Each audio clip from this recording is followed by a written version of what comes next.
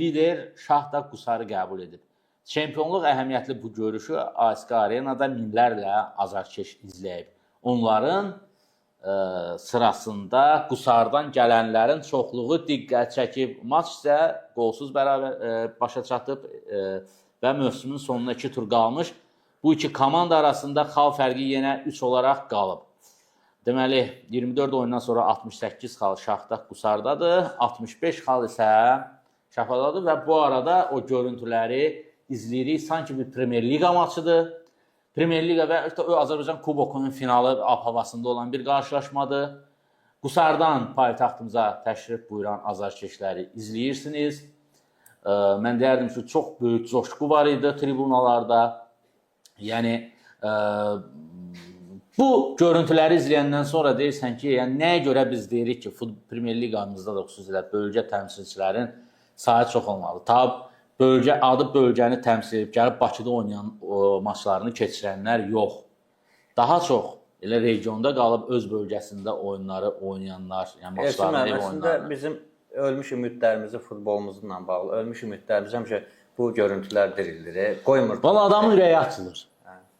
Adamın ürəyi açılır və burada mən Şahdaq Qusar rəhbərliyini də yəni, təbrik edirəm. Nə baxımdan təşkilatçılıq ən yüksək səviyyədədir. Futbolçularını da. Futbolçular da bilet mövzusunda çox böyük dəstək nümayiş elətdiriblər azarkeşlərə və məncə ASK Arena ən son mən deyərdim ki, bu hardasa 20 il olar belə bir atmosfer görmürdü. Olar 20 il. Milli komandamızın ən son, indi bilmirəm, daha təcrübəli, dəyərli həmkarlarımız Hüseynovun keşlərinə Avrokubok oynadığı vaxtda biraz azarkeş var. Çox idi. Yəni bu dərəcədə deyildi. Yox, çünki həmin gün 3 dənə oyun idi Avroligada. Yox, bildim. Yəni bu cür anşlaq məncə o vaxt Azərbaycan-Serbiya maçında olmuşdu. Yəni bizim qələbə qazandığımız qarşılaşma vardı. Hansı Fərrux İsmayılovun uçaraq baş zərbəsi, eyni zamanda Qurban Qurbanovun penalti zərbəsi. Yəni yadımda elə qalıb mənim. Ola bilər indi nəsə başqa bir hansı oyunda olsun. Yəni adı tarixdə qalan internet. Axırıncı dəfə həmin vaxt olmuşdu. Onda da bu qədər azarkeş yox idi. Yox idi. Yəni möhtəşəm. Baxın, uşaqlı, böyüklü, kişili, qadınlı. Yəni hər kəs tribunadadır.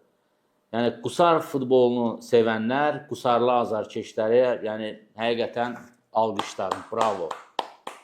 Bravo. Yəni möhtəşəm görüntülərdir. Biz çox istəyərdik ki, belə görüntülər Premier Liqada olsun. Daha hansısa klubumuzun Avrokubok maçında heç bəlkə də Qarabağı çıxmaq şərti ilə Qarabağın daha çox anşlaq olur Avrokubok maçlarında, amma digər klublarımızın belə Avrokubok maçlarında heç bu qədər anşlaq, yəni şahid olmamışam. Yəni möhtəşəm. Yəni ümid edirik ki, 1-ci liqaya vəsiqə qazanan kollektiv 1-ci liqada da fərqli formada çıxış edib azarkeşlərini sevindirər və futbol ictimaiyyətini sevindirər. Çünki Premier Liqaya həqiqətən bu cür azarkeşi olan, bu cür kütləsi olan klublar lazımdır.